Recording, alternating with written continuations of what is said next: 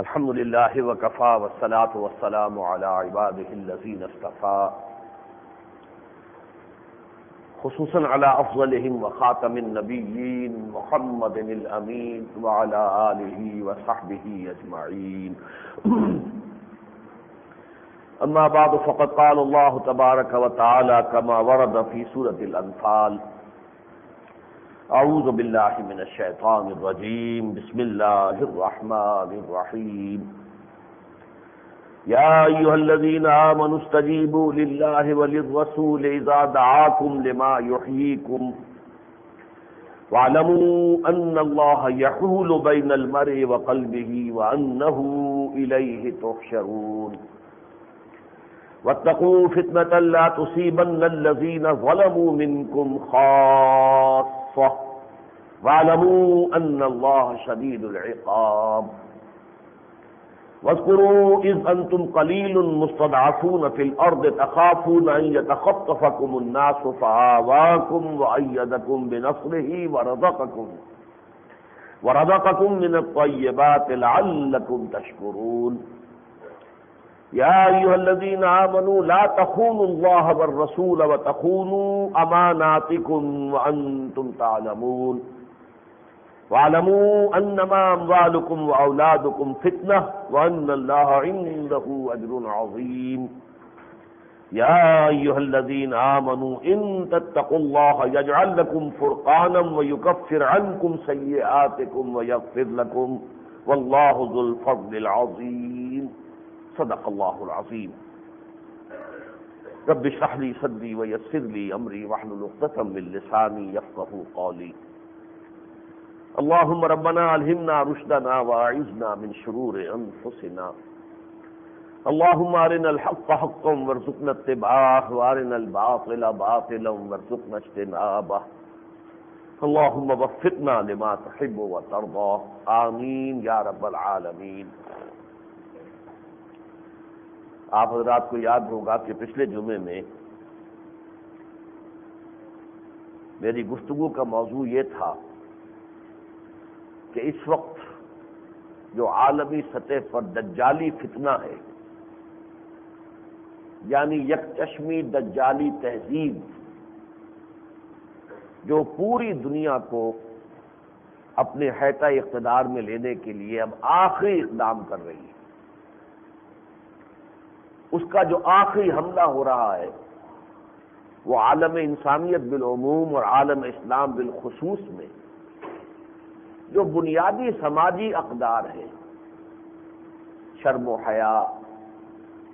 کچھ خاندانی اقدار، خاندانی نظام، ان تمام چیزوں کو ختم کرنے کے در پہ ہے۔ اس حوالے سے جیسا کہ اس سے پہلے بھی میں نے عرض کیا تھا، میں اسے یک چشمی تہذیب کیوں کہتا ہوں؟ اس لیے کہ اللہ تعالیٰ نے جیسے ہمیں دو آنکھیں دی ہیں، اسی طرح ہمیں دو ذرائع علم سے نوازا ہے۔ ایک ذریعہ علم ہے انسانی سطح پر اکتسابی علم، ایکوائرڈ نالج، وہ ہم آنکھوں سے دیکھتے ہیں، کانوں سے سنتے ہیں، اپنے دماغ کے کمپیوٹر سے پروسیس کرتے ہیں، نتیجے نکالتے ہیں، پھر اس نتیجے کو ویریفائی کرتے ہیں اپنے کسی ایکسپیریمنٹ میں۔ جب ویریفائی ہو گیا تو اسے پلے باندھ دیتے ہیں کہ ہمیں ایک چیز معلوم ہو گئی، پھر اگلا قدم، پھر اور آبزرویشن، پھر اور اس سے انفر کرنا۔ اس طریقے سے انسانی علم بڑھتا چلا جا رہا ہے۔ یہ در حقیقت علم الاسماء جو کہ حضرت آدم کو آغاز ہی میں دے دیے گئے تھے پوٹینشلی بالقوہ، یہ ان کی ایکسفولیشن ہو رہی ہے۔ سارا جو سائنٹیفک نالج ہے، جتنے سائنسی اکتشافات ہیں، جتنی سائنسی ایجادات ہیں، جتنا بھی اس جو نیچر کی فورسز ہیں ان کو ایکسپلائٹ کرنے کا، انہیں استعمال کرنے کے لیے جو ٹیکنالوجی ڈیولپ ہوئی ہے، یہ سب اس شعبہ علم سے ہے۔ یہ ایک آنکھ ہے جو اللہ نے عطا کی۔ دوسری آنکھ اللہ نے عطا کی تھی فَإِمَّا يَأْتِيَنَّكُم مِّنِّي هُدًى فَمَن تَبِعَ هُدَايَ فَلَا خَوْفٌ عَلَيْهِمْ وَلَا هُمْ يَحْزَنُونَ۔ وہی کے ذریعے سے ہم تمہیں ہدایت دیتے رہیں گے، یہ کرو یہ نہ کرو، دیکھو اس کے کرنے میں خرابی ہے، اس کے کرنے میں فائدہ ہے۔ تو جو بھی اس ہدایت کی پیروی کریں گے انہیں کوئی اندیشہ نہیں ہوگا، کوئی خوف نہیں ہوگا، کوئی حزن نہیں ہوگا۔ لیکن جو ہماری ان بھیجی ہوئی وحی کے ذریعے سے بھیجی ہوئی تعلیمات کا انکار کریں گے ان کے لیے پھر عذاب ہم نے جہنم کا تیار کیا ہے آخرت میں، اور دنیا میں وہ ٹھوکریں کھائیں گے، بھٹکیں گے دائیں سے بائیں، افراط و تفریط کے دھکے۔ تو یہ دو آنکھیں تھیں۔ یورپ میں جیسا کہ میں تفصیل سے دو مواقع پر عرض کر چکا ہوں حال ہی میں، بعض اسباب کی بنا پر جب وہ ڈارک ایجز سے یورپ نکلا، اور اس کے لیے وہ مرہون منت ہے مسلمانوں کا، لیکن یہ کہ اس کے بعد دو اسباب سے رد عمل کی شدت پیدا ہوئی اور انسان نے ایک آنکھ بند کر لی، وہی سے ہمیں کوئی ہدایت نہیں لینی، مذہب کا معاملہ علیحدہ رکھو، ہمیں تو ساری ہدایت جو ہے اس دوسرے علم سے لینی ہے یا اپنی عقل سے لینی ہے۔ اللہ اللہ خیر، ایک آنکھ بند، دوسری چوپٹ کھل گئی، خوب کھلی ہے واقعتاً، اس میں کوئی شک نہیں۔ یہ جو ایکسپلوژن ہوا ہے انسانی علم کے اندر، یہ تو واقعہ یہ ہے کہ زیادہ زیادہ آپ سمجھیے 1.5-2 صدی کی بات ہے، اور ایکسپلوژن تو اصل میں اسی صدی میں ہوا ہے، ورنہ اس سے پہلے تو بہرحال جیسے کہ بھی کچھوا چلتا ہے، وہ سائنس کا علم بھی آگے چل رہا تھا۔ پچھلی صدی کے اواخر میں نیوٹن کا سکہ جو ہے چل رہا تھا اور ڈنکا بج رہا تھا، اس صدی میں آ کے پھر وہ آئنسٹائن کا دور آ گیا۔ تو یہ بہت ہی تھوڑا سا عرصہ ہے جس میں کہ دھماکہ ہوا ہے بہت بڑا۔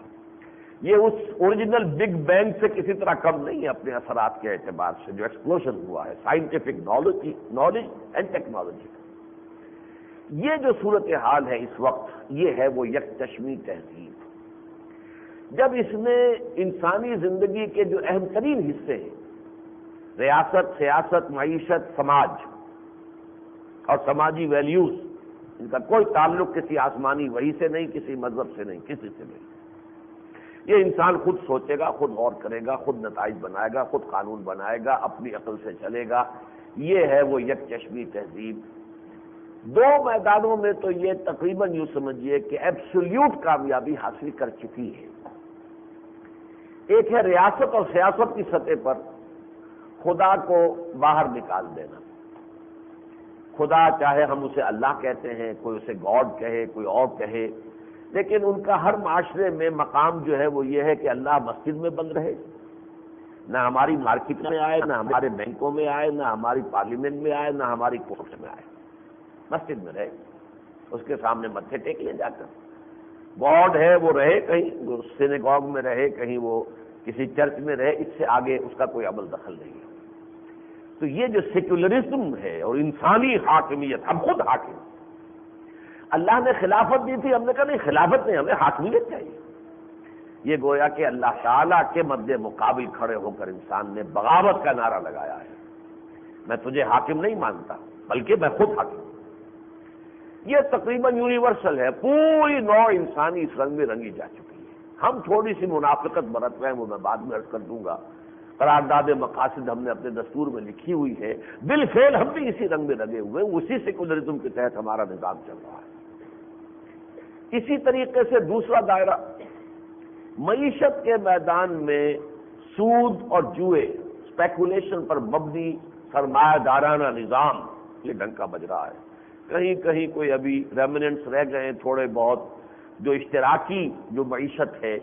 اب کہیں شاید وہ کیوبا میں ہوگی، تھوڑی سی کسی اور جگہ ہو کچھ، اب یہ کہ پوری طریقے سے اب چین میں بھی نہیں ہے، لیکن یہ کہ بالفعل جو ہے پوری دنیا میں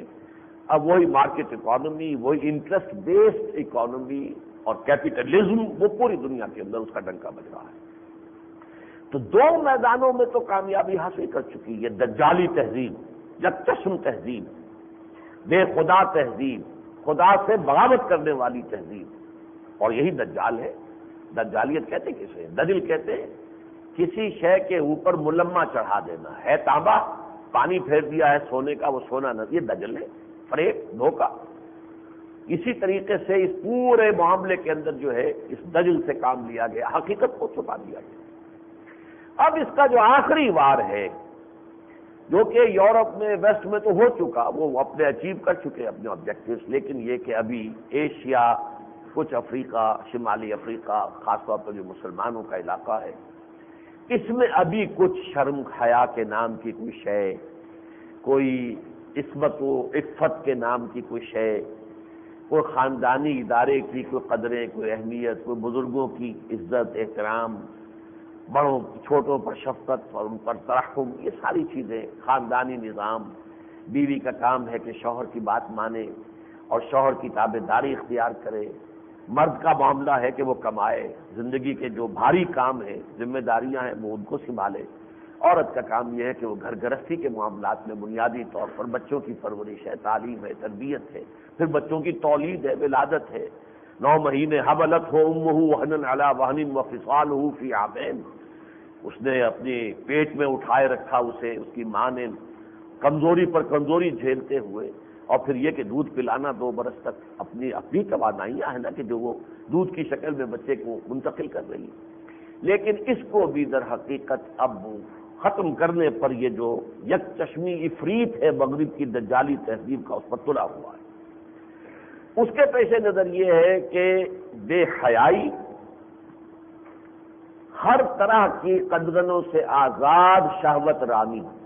جس طرح چاہے انسان اپنی شہوت کی تسکین کرے، ہم جنس پرستی،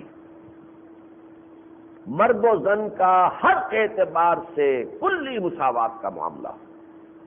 اور خاندانی ادارے کی تباہی، یہ ایجنڈا ہے اس وقت اس دجالی تحریک کا۔ اب میں دوبارہ نہیں جا سکتا اس تفصیل میں کہ یہ دجالی تحریک، ظاہر بات ہے اس کا منبع اور سرچشمہ شیطان کی ذات ہے، لیکن اس وقت دنیا میں اس کا سب سے بڑا ایجنٹ جو ہے وہ یہودی قوم کی وہ حیثیت حاصل ہے،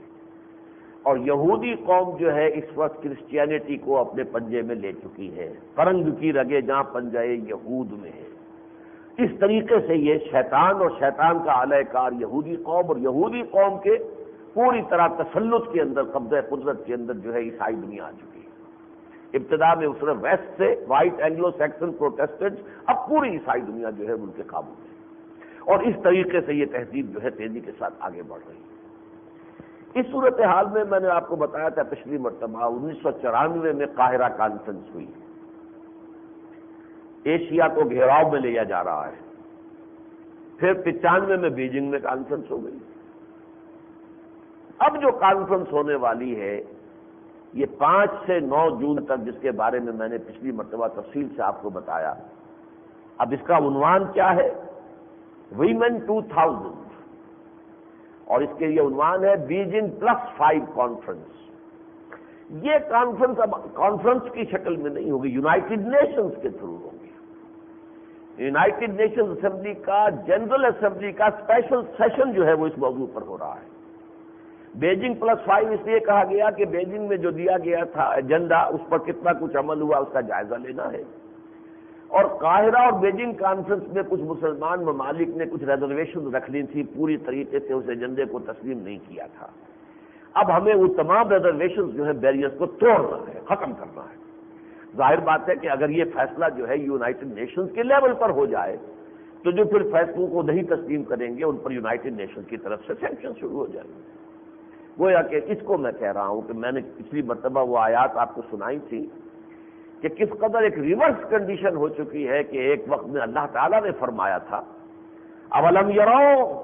انا ناتی الارض ننقصها من اطرافها، سورہ رعد میں اور سورہ انبیاء میں فرمایا افلا یرون انا ناتی الارض ننقصها من اطرافها، کہ وہ جو الارض مقدس سرزمین مکے کی تھی، اس کے اندر تو کفار اور مشرکین کا پورا جو ہے وہ ہولڈ تھا، اور مسلمان حضور صلی اللہ علیہ وسلم آپ کے ساتھی جو ہیں وہ کمزور تھے، مستضعفین تھے، آج وہ آیت آئے گی۔ لیکن یہ ہے کہ آس پاس کے جو چاروں طرف آباد جو قبائل تھے ان میں اسلام پھیل رہا تھا، تو اللہ تعالیٰ نے اسے تعبیر کیا کہ یہ دیکھ نہیں رہے ہیں، ہم تو ان کے گرد گھیرا تنگ کر رہے ہیں، یہ مکے والے مگن ہیں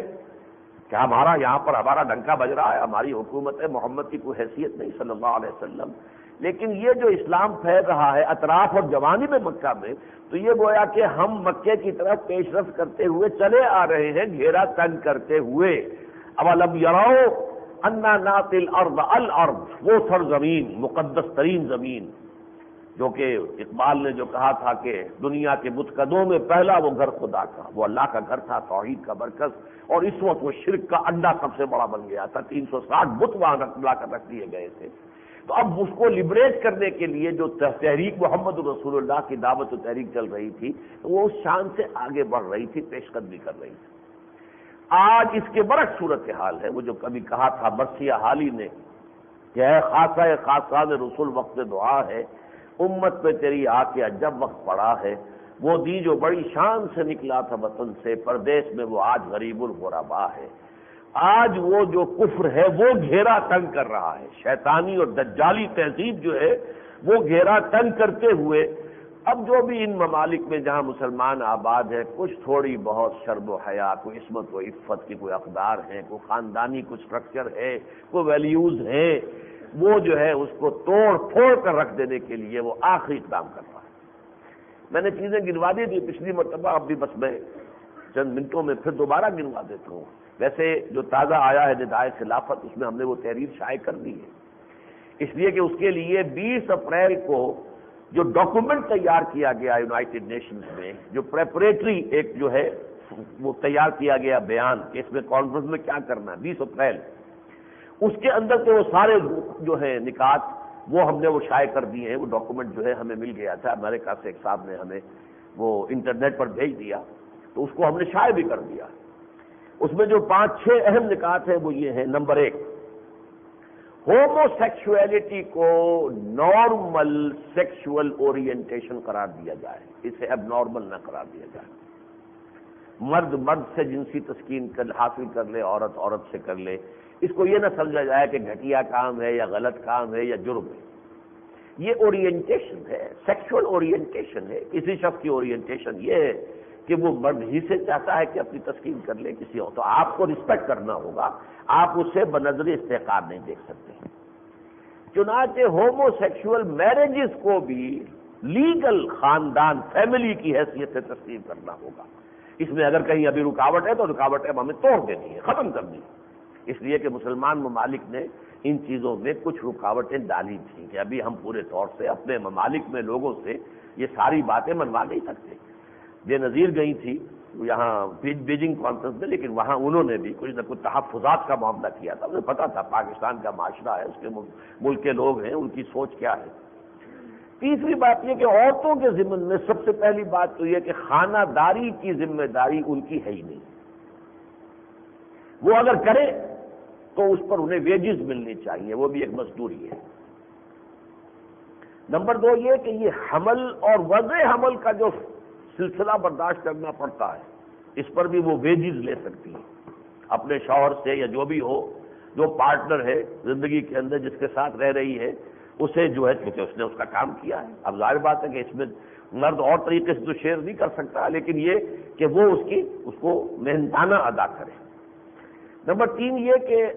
بیوی بھی اگر کبھی شوہر کی خواہش جو ہے جنسی وہ پورا نہ کرنا چاہتی ہو تو شوہر مجبور نہیں کر سکتا۔ اس صورت میں اس کو میریٹل ریپ قرار دیا جائے گا کہ یہ بھی اس نے زنا بالجبر کیا ہے، چاہے وہ منکوح عورت ہے۔ پھر یہ کہ پروسٹیٹیوشن جو ہے اسے بھی ایک نارمل پروفیشن قرار دے کر اس کو بھی ڈگنیٹی آف لیبر کے دائرے میں لایا جائے کہ یہ سیکشول ورکرز ہیں، جیسے کوئی اور محنت کر رہا ہے، کوئی کسی چلا رہا ہے، کوئی اینٹ ڈھو رہا ہے، کوئی اور کام کر رہا ہے، کوئی قلم کاری کر رہا ہے بیٹھا ہوا کلرک ہے، اسی طرح یہ بھی سیکشول ورکر ہے، اس نے اس کو ذریعہ بنایا ہے اپنی آمدنی کا۔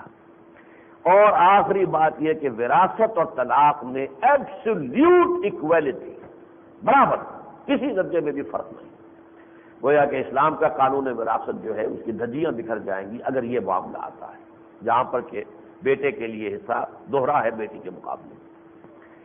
یہ صورتحال میں نے آج اس لیے بیان کی ہے، پچھلی مرتبہ تو بیان کر کے میں نے کہا تھا، پھر مرثیہ ہی کہہ سکتے ہیں کہ صورتحال یہ ہے کہ اب حکومت سے کیا کہیں۔ حکومت تو خود جو ہے کانفرنس ان سے بھی پہلے کر کے ہیومن رائٹس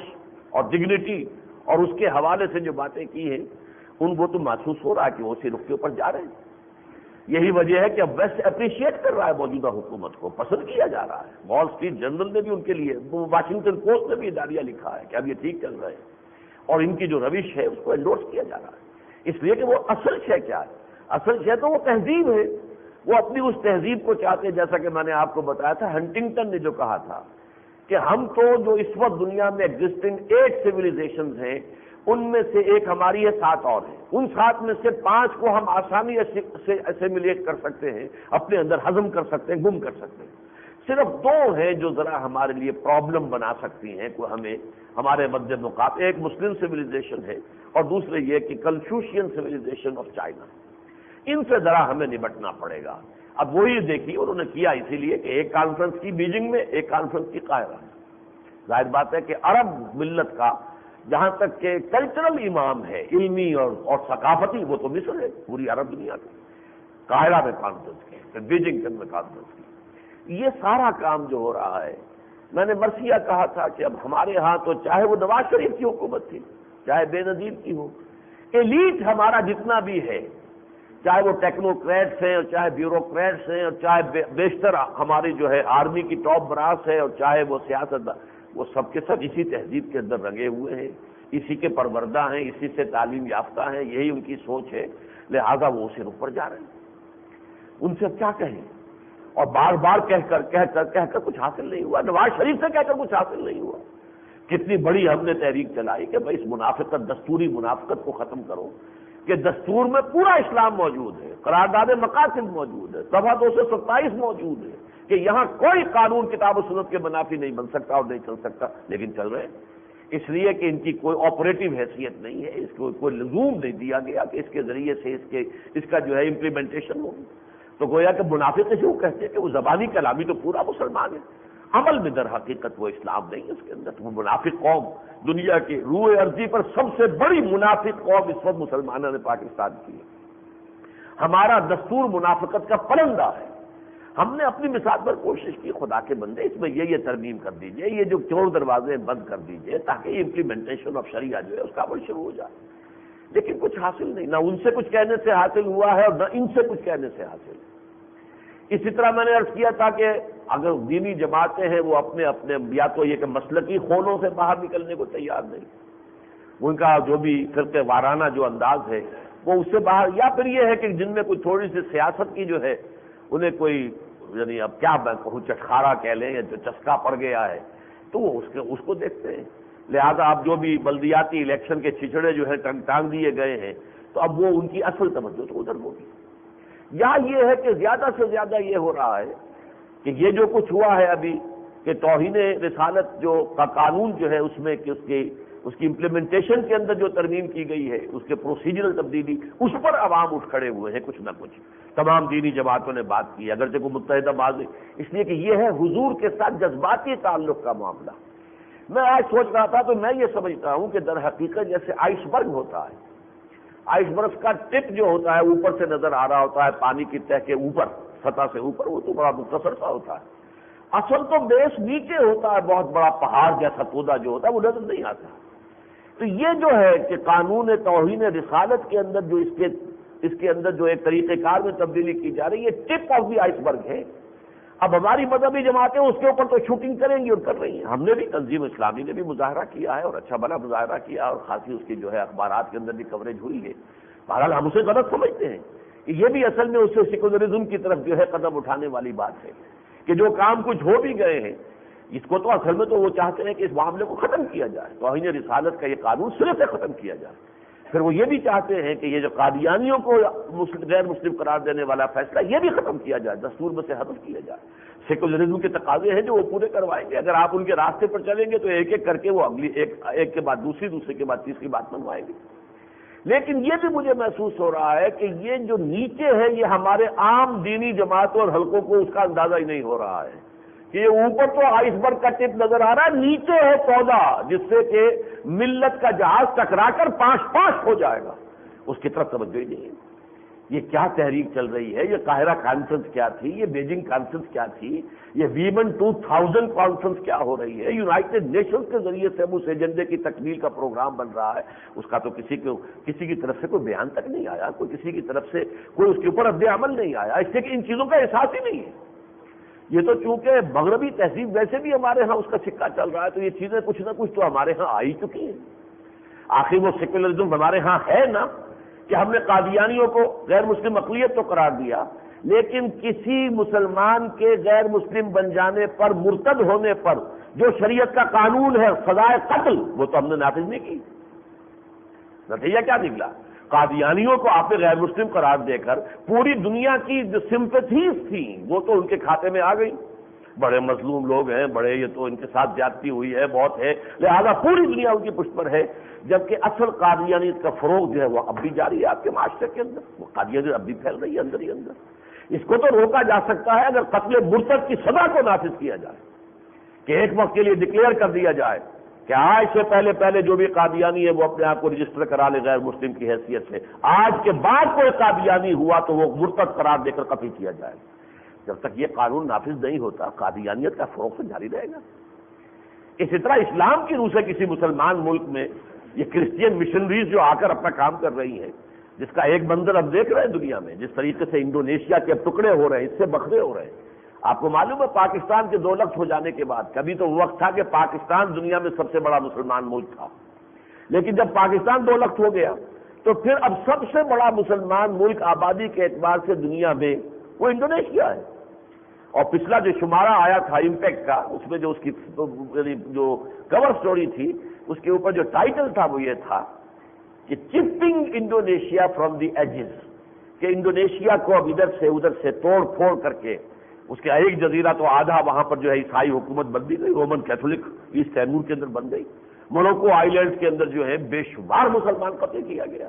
اور پوری دنیا کے اندر اس کا کوئی احساس ہی نہیں.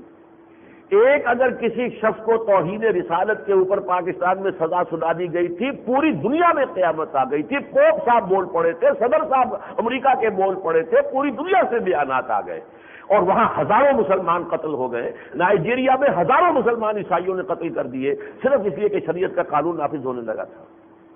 پوری دنیا کے اندر کوئی بات ہی نہیں. یہ ہے صورتحال. تو اسلام کے امپلیمنٹیشن کا تو ہم نے راستہ اختیار نہیں کیا. کس سے کیا کہیں؟ نہ تو حکومت سے کچھ کہنے کا فائدہ ہے اور نہ ہی دینی جماعتوں سے کچھ کہنے کا. کہہ کر تھک چکے ہیں. آج میں آپ سے کچھ کہنا چاہتا ہوں. ہمارے لیے یہ بڑا آسان ہوتا ہے یہاں بیٹھ کر کچھ مشورے حکومت کو دے دیے، کچھ مشورے جو ہے جماعتوں کو دے دیے، لیکن سوال تو یہ کہ میں اور آپ، میری اور آپ کی ذمہ داری کیا ہے؟ کیا یہ صورتحال اس بات کی متقاضی نہیں ہے کہ اب عوام کھڑے ہوں، عوامی سطح کے اوپر جو ہے ایک ریزسٹنس شروع ہو، اس کے خلاف لوگوں کو معلوم ہو کہ عوام کے اندر جذبات ہے. ظاہر بات ہے کہ منظم عوامی مزاحمت کرنے کے لیے ایک آرگنائزیشن کی ضرورت ہے. اس کے لیے لوگوں کو آگاہ کرنا تاکہ انہیں احساس تو ہو کہ کیا ہو رہا ہے، کیسے ہماری جڑیں کھودنے کا بندوبست کیا جا رہا ہے، کیسے ہماری پوری تہذیب جو ہے وہ آخری کوئی رہ گیا چادر اور 4 دیواری کے اندر. اگر اسلامی تہذیب، مسلمان تہذیب کا یوں بچا کھچا کوئی اثر رہ گیا ہے، یوں سمجھیے کہ یہ ہے کہ جس کو کہ اب وہ بالکل صفحے ہستی سے جو ہے محو کرنے کے لیے قبر کر چکے ہیں، تو اس کے اوپر کوئی جہاد کے لیے لوگ کھڑے ہوں. حال یہ ہے حکومت ایلیٹ ہماری، وہ میں اس موجودہ حکومت کی بات نہیں کر رہا، ساری حکومتیں جو اب تک آئی ہیں، آخر آئلی قوانین ایک جرنیل نے نافذ کیے تھے. آج بھی کچھ لوگ کہتے ہیں وہ ٹھیک ہیں. تمام دینی جماعتوں نے کہا کہ وہ غلط ہیں، تمام نے، شیعہ، سنی، دیوبندی، بریلوی، اہل حدیث، جماعت اسلامی، ٹاپ قیادت نے کہا غلط ہے. لیکن اس کے اوپر کوئی تحریک چلانے کی ہمت جب کی دینی جماعتوں نے سیاسی تحریکوں کے اندر لگ گئے، بھٹو کی ٹانگ کھینچ دی یا ایوب خان کی ٹانگ کھینچ دی، لیکن اس پر حالانکہ سب نے کہا کہ یہ غیر اسلامی ہے، لیکن تحریک نہیں چلائی. ہندوستان میں مسلمانوں نے کر کے دکھایا. تھوڑا سا ایک جو ہے ورڈکٹ آیا تھا، ایک فیصلہ آیا تھا کلکتہ ہائی کورٹ کا شاہ بانو کیس میں، کہ جس میں اسلام کے آئلی قوانین میں دخل اندازی کی گئی اور وہاں پر مسلم پرسنل لا بورڈ بن گیا. تمام مذہبی جماعتیں، مسلمانوں کے تمام ادارے جمع ہو گئے، ایک قیادت، سینکڑوں مسلمانوں نے جانیں دے دی. لہذا راجیو تھا اس وقت پرائم منسٹر انڈیا کا، اس کی حکومت نے گھٹنے ٹیک دیے. قانون منظور کرنا پڑا کہ مسلمانوں کے آئلی قوانین میں ہندوستان کی کوئی عدالت دخل نہیں دے سکتی. ان کے اپنے قوانین ہیں، اسی کے مطابق. یہاں یہ ہے کہ ہمارا ایک فوجی جرنیل، فیلڈ مارشل خود ساختہ، جو چاہے بڑے سے بڑا خطاب اپنے لیے لے لے، فیلڈ مارشل محمد ایوب خان، انہوں نے وہ آئلی قوانین نافذ کر دیے. اصولی اعتبار سے تھیوریٹیکلی تو آج تک بھی نافذ نہیں. 11 برس تک اسلام اسلام اسلام اسلام کرتے ہوئے ضیاء الحق چلے گئے، لیکن ان میں یہ ہمت نہیں تھی. جب میں نے 5 فروری 1980 کو ان سے کہا ہے، 1982 کو، کہ جناب یہ آپ نے اپنے ہینڈ سلیکٹڈ،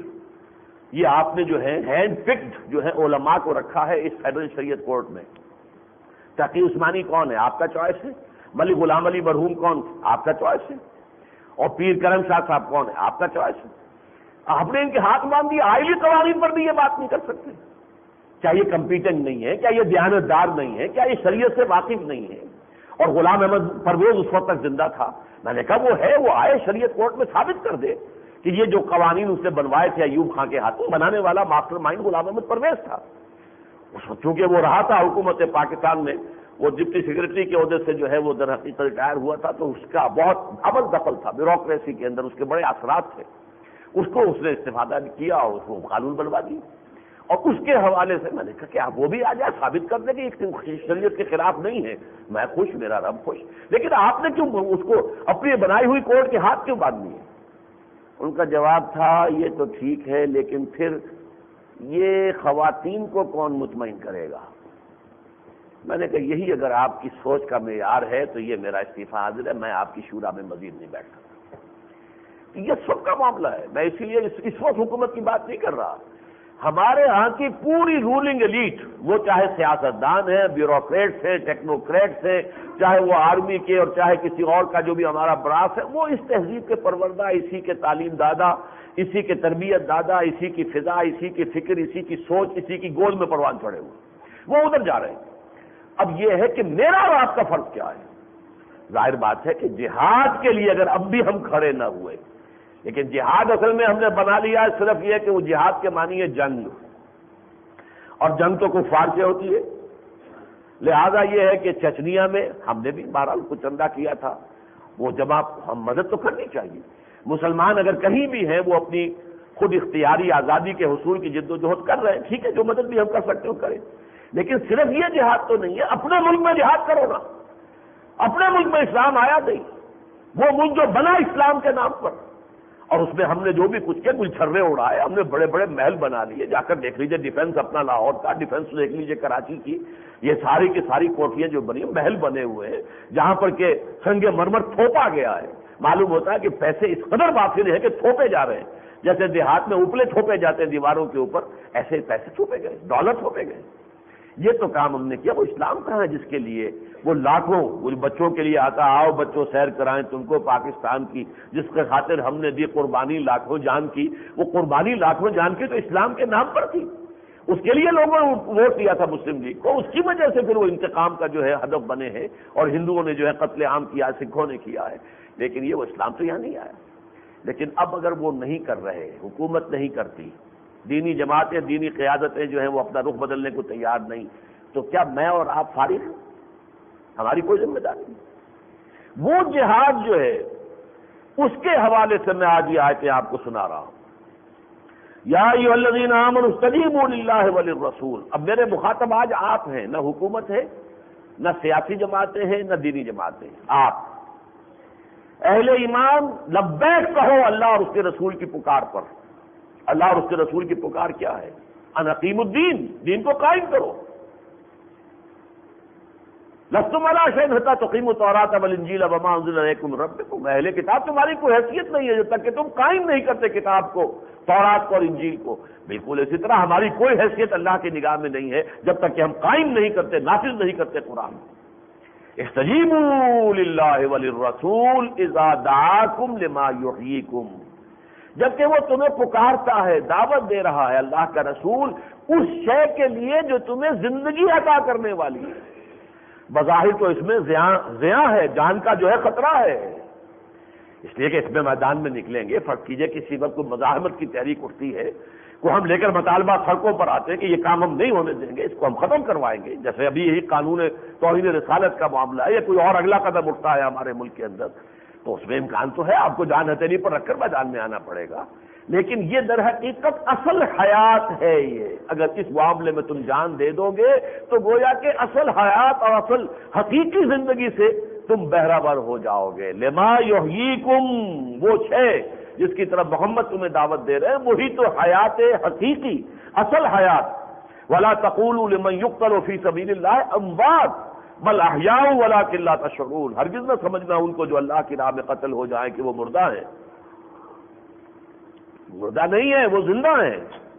سورہ آل عمران میں فرمایا ان ربهم يرزقون، وہ تو اپنے رب کے پاس رزق پا رہے ہیں، جو ان کا اعزاز و اکرام ہے وہ انہی کو معلوم ہے۔ اس اعتبار سے یا ایھا الذین آمنوا استجیبوا للہ وللرسول اذا دعاکم لما یحییکم، یہ تو ہے ترغیب کا انداز۔ دیکھیے یہاں جس جہاد کا میں آپ کے سامنے ذکر کر رہا ہوں اس کے لیے ایک حدیث پہلے آپ سن لیجئے۔ حضور نے فرمایا صلی اللہ علیہ وسلم، اور یہ حضرت عبداللہ ابن مسعود رضی اللہ تعالیٰ عنہ سے یہ روایت ہے، ما بعث اللہ من نبی قبلی فی امتہ، اللہ تعالیٰ نے مجھ سے پہلے جس نبی کو بھی اس کی امت میں مبعوث کیا، الا کان لہ حواریون و انصار و اصحاب، اس کے کچھ نہ کچھ حواری اور اصحاب ضرور ہوتے تھے، کسی کے 2-4 ہیں، کسی کے 100 ہیں، کسی کے کچھ زیادہ ہیں، لیکن کچھ نہ کچھ تو ہوتے ہی تھے نا۔ حضرت مسیح علیہ السلام کے 12 حواری تھے، کہتے ہیں کہ باقی 70 اور افراد تھے جو ان پر ایمان لائے تھے۔ حضور کو اللہ تعالیٰ نے کثیر تعداد میں صحابہ عطا فرمائے، تو فرماتے ہیں کوئی نہ کوئی ضرور ان کے ہوتے تھے، الا کان لہ اصحاب و حواریون، وہ کیا کرتے تھے، یاخذون بسنتہ و یقتدون بامرہ، وہ اپنے نبی کی سنت کو مضبوطی سے پکڑ لیتے تھے اور انہی کے حکم کی پیروی کرتے تھے۔ ثم انہا تخلف من بعدہم خلوف، لیکن پھر ہمیشہ ایسا ہوا ہر نبی کی امت میں کہ کچھ عرصے کے بعد ناخلف لوگ آ گئے ہم جیسے، نام لیوا تو محمد کے ہیں صلی اللہ علیہ وسلم، لیکن محمد کے راستے پر چلنے کو ہم تیار نہیں ہیں، یہ ناخلف۔ ثم انہا تخلف من بعدہم خلوف، پھر ایسے ناخلف لوگ آ جاتے تھے ہمیشہ، وہ کیا کرتے تھے، یقولون ما لا یفعلون، وہ کہتے تھے جو کرتے نہیں تھے، ویفعلون ما لا یؤمرون، اور کرتے وہ تھے جس کا حکم ہی نہیں ہوا،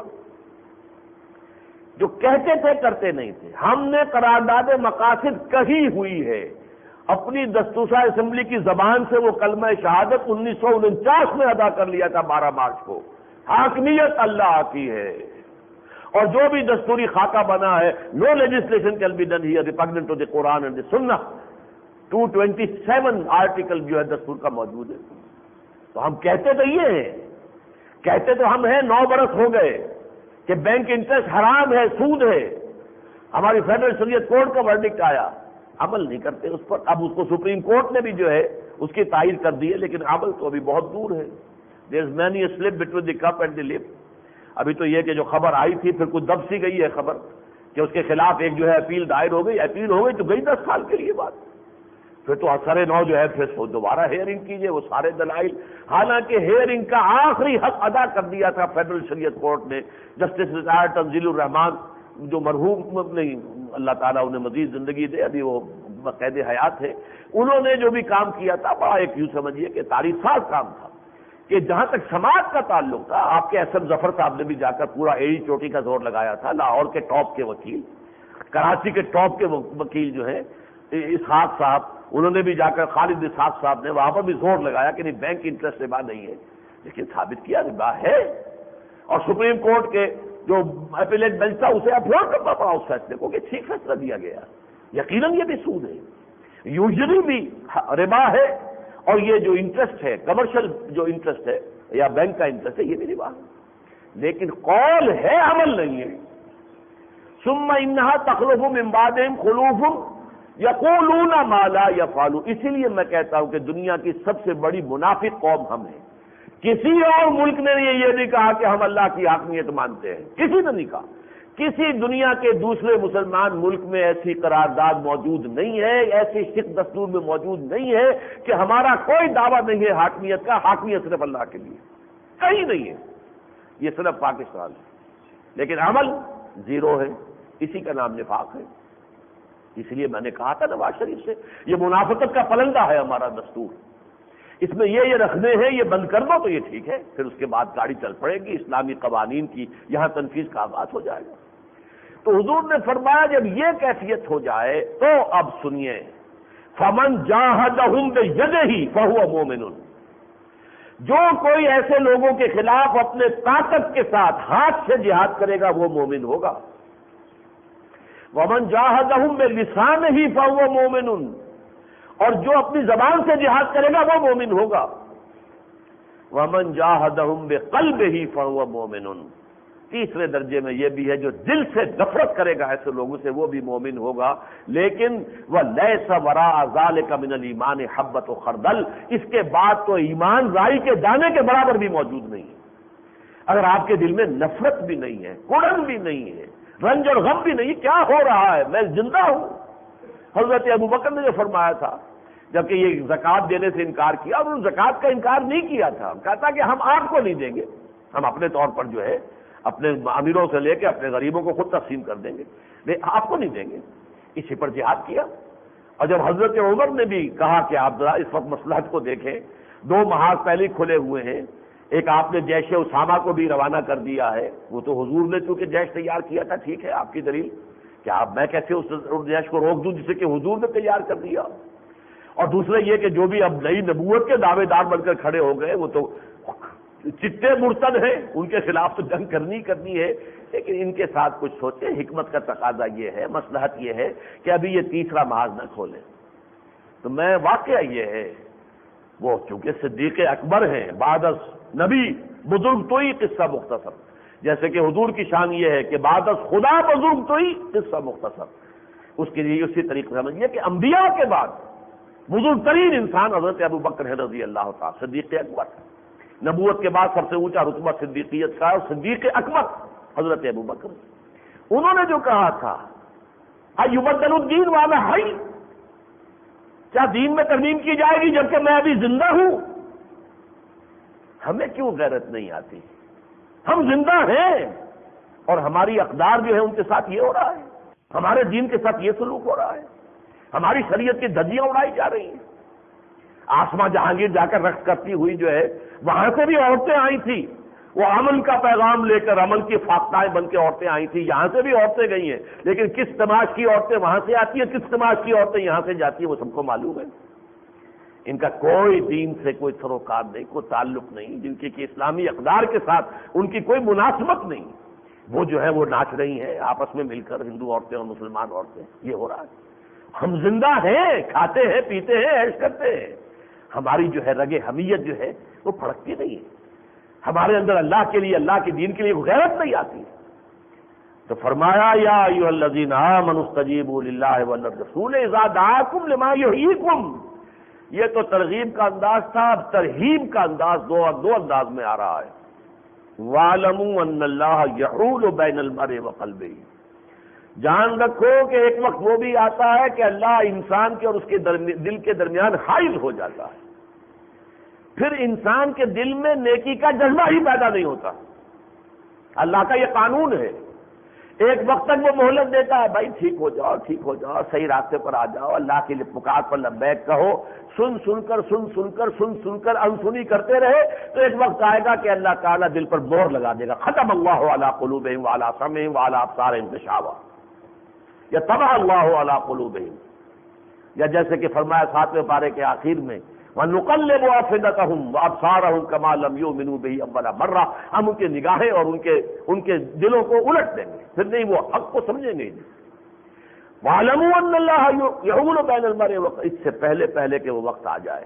اپنی حمیت کو جگاؤ، ہوش میں آؤ۔ وَأَنَّهُ إِلَيْهِ تُحْشَرُونَ، اور دیکھو تمہیں اسی کی طرف جمع کر دیا جائے گا، کوئی جائے فرار نہیں ہے، کہیں پناہ نہیں ہوگی۔ اور دوسری بات وَاتَّقُوا فِتْنَةً لَا تُصِيبَنَّ الَّذِينَ ظَلَمُوا مِنكُمْ خَاصَّةً، ڈرو اس عذاب سے کہ جب آئے گا تو صرف گناہ گاروں کو اپنی لپیٹ میں نہیں لے گا، گندم کے ساتھ گھل پسے گا۔ اس کی جو ہے زیادہ تشریح جو ہے وہ در حقیقت سورہ اعراف میں آئی ہے، کہ سورہ اعراف میں فرمایا گیا کہ ایک قوم جو آباد تھی یہود کی، وہ ساحل سمندر پر آباد تھے اور مچھلی پکڑنا ان کا پیشہ تھا۔ اصحاب السبت کا قصہ تفصیل کے ساتھ سورہ اعراف میں آیا ہے، ویسے تذکرہ اس کا جو ہے سورہ بقرہ میں بھی ہے۔ اب ہونے یہ لگا کہ وہ ہفتے کے روز ان کے ہاں چونکہ بندش تھی، تو مچھلیوں کو بھی احساس ہو گیا، ہفتے کو تو وہ آ رہی ہیں، اٹکیلیاں کر رہی ہیں، یہ بیچارے ہاتھ باندھے ہوئے پکڑ تو سکتے نہیں، دیکھ رہے ہیں ٹک ٹک دیدم دم نہ کشیدم،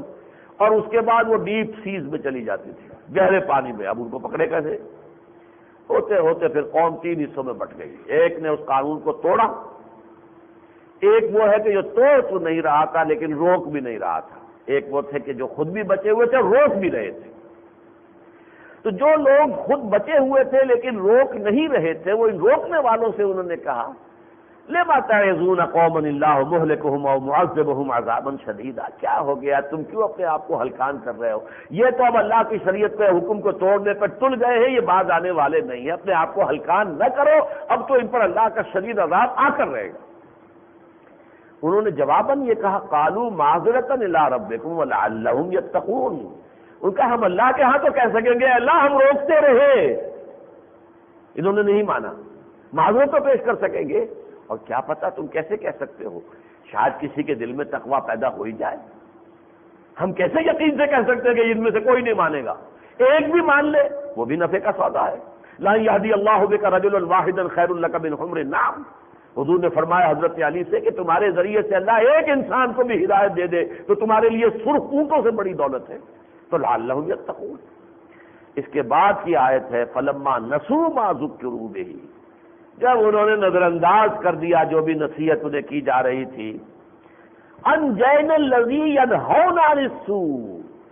ہم نے ان لوگوں کو بچا لیا جو برائی سے روکتے رہے تھے، ان کو بچایا صرف، باقی وہ لوگ کہ جو غلط کام کر رہے تھے وہ بھی، اور وہ لوگ بھی کہ جو اگرچہ خود گناہ نہیں کر رہے تھے لیکن گناہ کرنے والوں کو روک نہیں رہے تھے، ان سب پر عذاب آیا۔ وَأَخَذْنَا الَّذِينَ ظَلَمُوا بِعَذَابٍ بَئِيسٍ بِمَا كَانُوا يَفْسُقُونَ، لہذا بچتے وہ لوگ ہیں جو نہی عن المنکر کا فریضہ سر انجام دیتے رہے، اپنی امکانی حد تک لوگوں کو روکتے رہے، ریزسٹنس جو ہے اس کے لیے کھڑے ہو جائیں، راستہ روک کر، ٹھیک ہے جان جاتی ہے جائے، جان دی ہوئی اسی کی تھی، اب تو یہ ہے کہ حق ادا نہ ہوا، لیکن یہ ہے کہ اس کے لیے ضرورت ہے کہ لوگ جمع ہوں، کھڑے ہوں، منظم ہوں، دو چار سے تو بات نہیں بنے گی، دو چار کو پکڑ کے وہ آج جیل میں ڈال دیں اس سے تو کوئی بات نہیں بنے گی، ہزاروں آدمی نکلیں تو معلوم ہوگا کہ ہاں پوری دنیا میں بھی خبریں آئیں گی، دنیا کے اندر بھی یہاں پر بھی اس کا جو ہے کوئی اثر محسوس ہوگا، وہ آدمی نکلیں اور وہ آ کر کھڑے ہو جائیں کہ اب یہ ہم نہیں ہونے دیں گے، ایبدل الدین وانا حی، ہمارے ہوتے ہوئے ہمارے جیتے جی اب یہ کام نہیں ہوگا۔ واتقوا فتنة لا تصيبن الذين ظلموا منكم خاصة واعلموا ان اللہ شدید العقاب، اور جان لو کہ اللہ تعالیٰ سزا دینے میں بھی بہت سخت ہے، وہ رحیم بھی ہے، ودود بھی ہے، غفور بھی ہے، سب کچھ ہے، لیکن شدید العقاب بھی ہے، ذو انتقام بھی ہے، انتقام لینے والا، شدید عذاب دینے والا بھی ہے۔ اس کے بعد کی آیت جو ہے وہ خاص طور پر میرے اور آپ کے لیے، پاکستان کے عام لوگ اور خاص طور پر وہ لوگ کہ جو پاکستان آئے ہیں ہندوستان سے ہجرت کر کے، ان کے لیے، ویسے تو یہ پورے ہندوستان کے اندر جو صورت تھی اس پر یہ آیت جو ہے منطبق ہوتی ہے۔ وَاذْكُرُوا إِذْ أَنْتُمْ قَلِيلٌ مُسْتَضْعَفُونَ فِي الْأَرْضِ، اس کو خطاب کیا جا رہا ہے مہاجرین کو، یاد کرو ذرا وہ دن جب کہ تم کم تھے، اقلیت میں تھے، تھوڑے سے تھے مکے میں، اور تمہیں دبایا ہوا تھا مشرکین مکہ نے، کفار مکہ نے، تخافون ان یتخطفکم الناس، اور تمہیں اندیشہ تھا کہ لوگ تمہیں اچک لے جائیں گے، جس طرح چاہیں وہ تمہارے ساتھ سلوک کریں گے، فآواکم، تو دیکھو اللہ نے تمہارے لیے پناہ کی جگہ بنا دیا اس مدینے کو، یثرب کو مدینۃ النبی بنا دیا، وأیدکم بنصرہ، اور تمہاری مدد کی اپنی نصرت کے ذریعے سے، ورزقکم من الطیبات،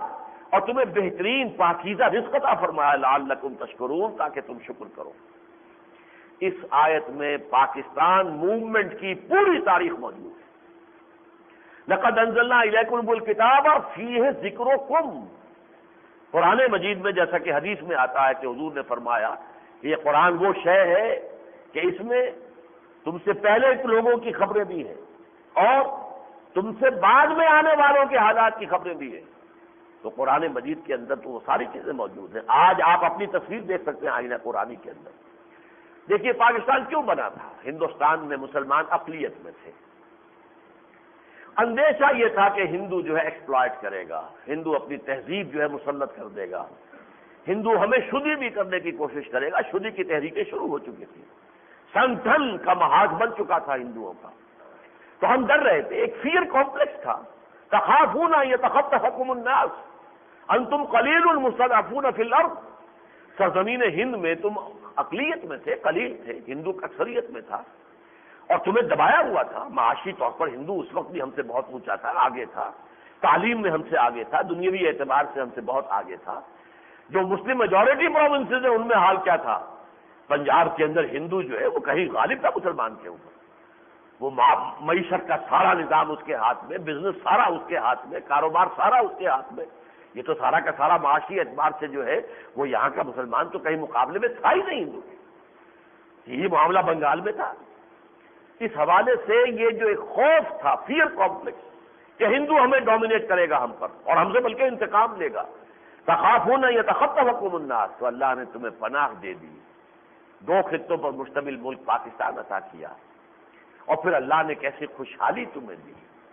تمہیں طیبات پاکیزہ چیزوں کا رزق عطا فرمایا، خاص اپنی نصرت سے تمہاری تائید کی، سن 65 میں کیسے بچایا تمہیں، سن 71 میں بھی مغربی پاکستان کو بچایا ہے، ورنہ واقعہ یہ کہ ہماری حیثیت بھارت کے مقابلے میں کچھ نہیں رہی تھی۔ فال آف ڈھاکہ کے بعد ہمارا مورال پاتال میں، ان کا مورال آسمان پر پہنچ چکا تھا، اور پوری قوت کو جمع کر کے وہ مغربی محاذ پر لاتے، چند دن کی بات تھی، ہمارے ڈیفنس ٹوٹ چکے تھے، راجستھان سینٹر کے اندر سیکٹر میں اس کی پیش قدمی جاری تھی، سیالکوٹ سیکٹر میں پیش قدمی جاری تھی، لے دے کے سلیمان کی ایڈوائس کے اوپر ٹکا خان صاحب بیٹھے ہوئے تھے ٹاسک فورس لے کر، ہماری ایئر فورس مفلوج کر دی تھی انہوں نے، اواق کی قسم کے جو ہے وہ ہیلی کاپٹر اس زمانے میں دے دیے تھے انہوں نے، روسیوں نے بھارت کو، ہمارے جہاز کو کماڑی ہماری بندرگاہ میں آ کر وہ ہٹ کر گئے تھے۔ یہ حالات اللہ نے پھر بھی بچایا، کم سے کم مغربی پاکستان کو بچایا، مشرقی پاکستان بھی چلیے ہم سے علیحدہ ہوا، بہرحال ایک مسلمان اکثریتی ملک ہے، چاہے اس وقت وہ فی الوقت تو صورت یہی ہے تابع محمل ہے وہ بھی بھارت کا، یوں سمجھیے جیسے نیپال ہے، نیپال سے 4-5 گنا بڑا وہ ملک ہے، اللہ خیر صلی اللہ، اس سے زیادہ اس کی حیثیت نہیں ہے، اور وہی حیثیت جیسا کہ میں نے 31 مارچ کو عرض کیا تھا کہ اب جو امریکہ کی پالیسی ہے وہ یہ ہے کہ یہی حیثیت پاکستان کی ہو جانی چاہیے بھارت کے مقابلے میں، آپ 10 گنا بڑے نیپال ہو جائیں بس، اور کیا ہے، اس کے علاوہ آپ کا کوئی اسٹیٹس نہیں، لیکن فرمایا کہ ہم نے تمہیں پناہ دی، جگہ دی، رزق دیا تاکہ تم شکر کرو، تاکہ ہماری اس آزادی جو ہے اس کا حق ادا کرے جو ہم نے تمہیں عطا کی ہے، یہ سلطنت خداجات جو تمہیں عطا کر دی ہے، اب اس میں ہمارے دین کا ڈنکا بجاؤ، ہمارے نبی کا لایا ہوا نظام قائم کرو، جو کبھی کہا تھا علامہ اقبال نے 1930 کے خطبے میں، اور جو قائد اعظم پھر جس کی کہ رٹ لگاتے رہے، ہمیں پاکستان اس لیے چاہیے کہ ہم دنیا کے سامنے اسلام کے اصول حریت و اخوت و مساوات کا ایک نمونہ پیش کرنا چاہتے ہیں، تجربہ گاہ بنانا چاہتے ہیں، یہ تو گویا کہ لائٹ ہاؤس ہمیں بنانا ہے پوری دنیا کی رہنمائی کے لیے، وہ کہاں ہے؟ لیکن ہم نے نہیں کیا، اس لیے دیکھیے فرمایا یا ایھا الذین آمنوا لا تخونوا اللہ والرسول وتخونوا اماناتکم وانتم تعلمون، اہل ایمان اللہ اور اس کے رسول کے ساتھ خیانت مت کرو، یا تم اس کے ساتھ خیانت کر رہے ہو۔ کیسے تم نے گڑ گڑا کر دعائیں کی تھی پاکستان کے لیے، اے اللہ ہمیں ہندو اور انگریز کی دوہری غلامی سے نجات دے دے، تیرے دین کا بول بالا کریں، تیرے نبی کا لایا ہوا نظام قائم کریں، اب وہ اللہ نے دے دی، کیسے ہو سلطنت خدا داد پاکستان، یہ امانت ہے تمہارے پاس اللہ کی، تم نے خیانت کی ہے، پہلی سزا تمہیں سن 71 میں مل چکی، ملک 2 ٹکڑے ہو گیا، 93,000 تمہارے قیدی ہندو کے قید میں گئے، تو ان میں 43,000 جو ہے وہ تو ریگولر جو ٹروپس تھے ہمارے، جن میں سپاہی سے لے کے جرنیل تک، اور وہ ہندو کے POWs کنسنٹریشن کیمپس کے اندر انہیں جو ہے بیڑوں بکریوں کے طریقے پر رکھا گیا۔ یہ حشر ہوا اس قوم کا، کیوں؟ اللہ تعالیٰ کے ساتھ تم نے خیانت کی، لا تخونوا اللہ والرسول، خیانت مت کرو اللہ اور اس کے رسول سے، اور اسی طریقے سے آپس میں بھی ایک دوسرے کے ساتھ خیانت نہ کرو، لیکن یہ کہ بازی بارش بابا ہم بازی، آپس میں خیانت کرنا، کسی نے آپ کے پاس کوئی پیسے رکھوا دیے، اب آپ اس کو جو ہے نہیں دینا چاہ رہے، واپس چال بٹول کر رہے ہیں یا کچھ اور کر رہے ہیں، تو یہ خیانت آپس کی ہے، لیکن اس سے کروڑ گنا بڑی خیانت ہے اللہ کے ساتھ خیانت کرنا، بازی بارش بابا ہم بازی، یہ کھیل جو تم کھیل رہے ہو اپنے باپ کی داڑھی سے کھیلنے لگے ہو، تو تم تو خیانت کر رہے ہو اللہ سے اور اس کے رسول سے، اس کے دیے ہوئے ملک کے اندر تم نے اس کا نظام قائم نہیں کیا، اور اب سیلاب آ رہا ہے، اور ہماری یہ حکومت تو NGOs کی حکومت ہے، اس حکومت میں تو IMF کے ورلڈ بینک کے نمائندے ہی بیٹھے ہوئے ہیں، ذہن وہ، سوچ وہ، غور وہ، فکر وہ، بہت بڑا مارکا مار لیا، ہم اتنے $1 ملین کی قسط دینے کے قابل ہو گئے ہیں، یہ ہماری اچیومنٹ ہے، اب ہم یہ قسط جو ہے ادا کر دیں گے، قابل ہو گئے ہیں، اور جو ہے اس ملک کے اندر ابھی کولو میں یہاں کے عوام کو اور پیلو اور نکالو اس کا خون، لیکن ان کو جو ہے ان کی قسط بر وقت پہنچ جائے، کہیں ان کے بکس میں ہم جو ہیں کہیں برے کھاتے میں ہمارا نام درج نہ ہو جائے، ڈیفالٹرز نہ ہو جائے۔ یہ ہماری ساری مساعی کا جو ہے اصل حاصل یہ ہے۔ بے نظیر ایک حد تک گئی، اس کے بعد اس نے ہاتھ اٹھا دیے، پھر نواز شریف صاحب آئے، کچھ قدم انہوں نے بڑھائے، پھر انہوں نے ہاتھ اٹھا دیے۔ اب ظاہر بات ہے کہ یہ چاہے مارشل لا نہیں ہے لیکن ہے تو آرمی کی حکومت ہے، چیف ایگزیکٹو ہے، جو بھی چیف آف آرمی ہے وہی چیف ایگزیکٹو ہے گورنمنٹ کا پاکستان کا، لہذا وہ جس طریقے سے کر رہے ہیں، اور صاحب انہوں نے کہہ دیا کہ میرے پاس کچھ نہیں ہے، خزانہ خالی ہے، سختیوں کے لیے تیار ہو جاؤ، تمہیں اور پیلیں گے ہم اور نکالیں گے تمہارا جوس،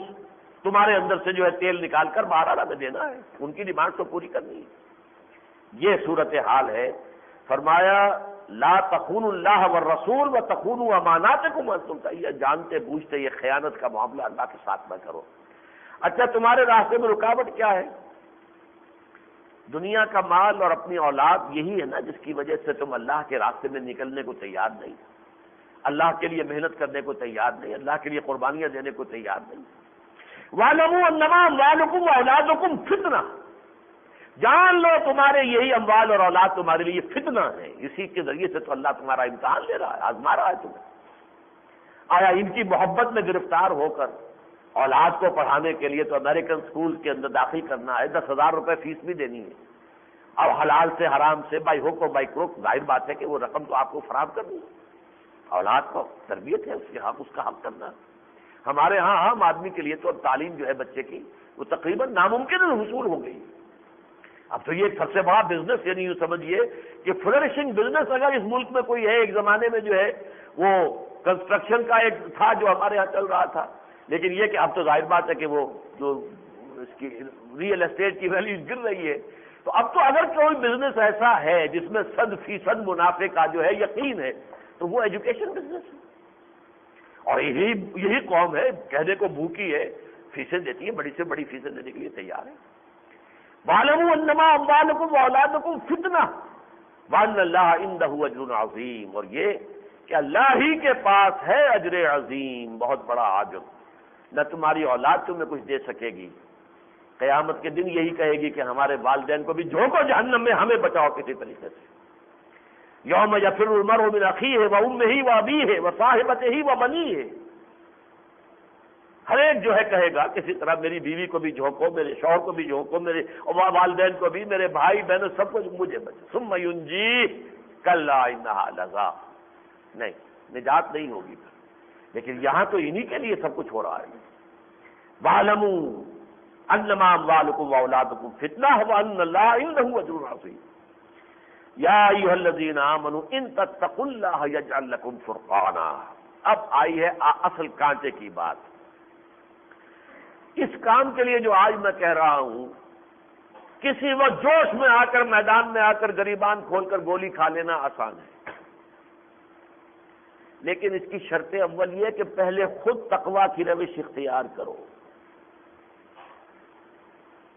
جان بھی اپنی قربان کر دو گے تو جان ناپاک ہے، اس سے کوئی نتیجہ نہیں برآمد ہوگا، اللہ قبول ہی نہیں کرتا۔ آپ بکرے کا سینگ ٹوٹا ہوا ہے تو آپ قربانی نہیں دیتے، ناپاک وجودوں کی قربانی اللہ کے ہاں قبول نہیں ہے۔ اپنے آپ کو پہلے پاک کرو، پھر اپنی جانیں اللہ کی راہ میں قربان کرو، یہ تقویٰ، اگر تم تقویٰ کی روش اختیار کرو۔ یہی چیز ہے کہ جو سورہ آل عمران، ویسے تو یہ کہ قرآن مجید کی ترتیب میں تو سورہ آل عمران بہت پہلے ہے، 3 اور 4 پارے میں ہے، اور یہ جو ہے 9 پارے کے اندر ہے، 9 میں، تو اس حوالے سے تو یہ بعد میں ہے، لیکن حقیقت میں یہ تو غزوہ بدر کے بعد نازل ہو رہی ہے، اور آل عمران غزوہ احد کے بعد نازل ہوئی ہے، وہ 1 سال بعد نازل ہوئی۔ وہاں پھر ترتیب الٹ دی گئی، وہ جو 3 آیات ہیں سورہ آل عمران کی 102 103 104 جس پر میری کتاب بھی موجود ہے، امت مسلمہ کے لیے سے لکھاتی لایا عمل۔ پہلی بات یہ ہے یا ایھا الذین آمنوا اتقوا اللہ حق تقاتہ ولا تموتن الا وانتم مسلمون، پہلے خود تقویٰ اختیار کرو، اپنے آپ پر، اپنے وجود پر، اپنے گھر میں اللہ کا دین قائم کرو، پھر پاکستان کی سرزمین پر اللہ کا دین قائم کرنے کے لیے سربکف ہو کر میدان میں آؤ۔ تمہارے اپنے گھر میں اللہ کا دین ہے نہیں، تمہارے اپنے وجود پر اللہ کا دین ہے نہیں، تمہاری معاش حرام پر ہے، تمہاری معاشرت جو ہے غیر اسلامی ہے، تو کیا اسلام قائم کرو گے؟ کہاں کرو گے؟ پھر تو بہتر ہے گھر میں بیٹھے رہو، اسلام کو بدنام مت کرو۔ تو سب سے پہلا کام یہ ہے، منزل یہی کٹھن ہے قوموں کی زندگی میں، بڑا مشکل کام ہے۔ نفس امارہ کو مارنا بہت مشکل ہے، اپنے نفس کے اوپر شریعت کا نفاذ بہت مشکل ہے، اپنی معاش پر، اپنی معاشرت پر شریعت کا نفاذ مشکل ہے، اپنی وضاقتہ پر نفاذ مشکل ہے۔ وضاقتہ داڑھی سنت مؤکدہ ہے بھائی، بعض علماء کے نزدیک واجب کے درجے میں، اور ہم صبح روزانہ اس کے اوپر شیب کا جو ہے تیشہ چلاتے ہیں۔ یہ سارا صرف یہ اپنی شکل کے اوپر بھی ہم اپنی شریعت کو نافذ کرنے کو تیار نہیں، اور کہاں کریں گے؟ کس جگہ کریں گے؟ تو اپنے وجود پر اللہ کے دین کو قائم کرو، اللہ اور اس کے رسول کے احکام، فرائض بھی اور سنتیں بھی۔ اپنے گھر میں تمہاری معاش، تمہاری معیشت، تمہاری معاشرت، تمہارا رہن سہن، گھر میں اگر شرعی پردہ نافذ ہے، ہاں تب اس کا مطلب ہے تم نے اپنی معاشرت کے اوپر اسلام کو نافذ کیا۔ شرعی پردہ، رواجی پردہ نہیں، شرعی پردہ۔ یہ علماء سے پوچھئے کون کون محرم ہوتے ہیں، کون نہیں ہوتے ہیں، کس کس کے سامنے ایک عورت مسلمان آ سکتی ہے، کس کے سامنے نہیں آ سکتی، یہ آپ کو ان سے پوچھنا ہوگا۔ یا اگر اللہ توفیق دے تو سورہ نور کھول کر خود دیکھ لیجیے، ایک فہرست دے دی گئی ہے کہ یہ ہے جو محرم ہے کسی عورت کے، جن کے سامنے ایک عورت آ سکتی کھلے چہرے کے ساتھ، باقی کے سامنے نہیں آ سکتی۔ باقی سے بات ہوگی تو من ورائے حجاب ہوگی، من ورائے حجاب فصلوہن من ورائے حجاب۔ یہ جب تک ہم اپنی ذات پر اور اپنے گھر پر اللہ کا دین نافذ نہیں کریں گے، اگلا قدم بیکار ہے۔ تو اس لیے یہاں پر آخری درجے میں یہ فرمایا، اور وہاں میں نے عرض کیا پہلی بات یہی ہے کہ یا ایھا الذین آمنوا اتقوا اللہ حق تقاتہ ولا تموتن الا وانتم مسلمون، اور اس کے بعد واعتصموا بحبل اللہ جميعا، پھر کسی ایک شخص سے بیعت کر کے اور ایک مضبوط جماعت کی شکل اختیار کرو، اور پھر اس کے بعد ہے وَلْتَكُن مِّنكُمْ أُمَّةٌ يَدْعُونَ إِلَى الْخَيْرِ وَيَأْمُرُونَ بِالْمَعْرُوفِ وَيَنْهَوْنَ عَنِ الْمُنكَرِ وَأُولَٰئِكَ هُمُ الْمُفْلِحُونَ۔ پھر تم سے ایک ایسی جمعیت وجود میں آئے کہ جو تین کام کرے، نیکی کی طرف، خیر کی طرف دعوت دینا، نیکی کا حکم دینا، بدی سے روکنا۔ اور وہ بدی سے روکنے کے تین درجے اس حدیث میں آ گئے، دل سے شدید نفرت، اور کم سے کم زبان تو استعمال کرو، کہو تو صحیح کہ خدا کے بندو مت جاؤ ادھر، یہ غلط راستہ ہے، اور یہ کہ تیاری کرو اس کی کہ ایک منظم قوت تمہارے پاس فراہم ہو جائے تاکہ میدان میں آ کر بدی کو چیلنج کر سکو اور اس کا مقابلہ کر کے اس کا استیصال کر سکو، اس کو جڑ سے اکھیڑ کر پھینک سکو۔ اقول قولی ھذا واستغفر اللہ لی ولکم ولسائر المسلمین والمسلمات۔